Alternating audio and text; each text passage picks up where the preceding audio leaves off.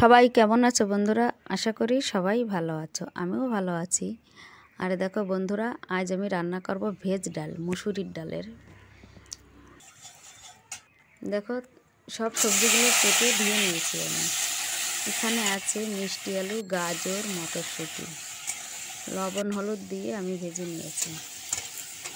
দেখো বন্ধুরা, সবজিটা নামিয়ে কড়াইতে তেল দিয়ে এবার দেব মসুরির ডাল। মসুরির ডালটা হালকা একটু ভেজে নেব তেলের উপর দিয়ে।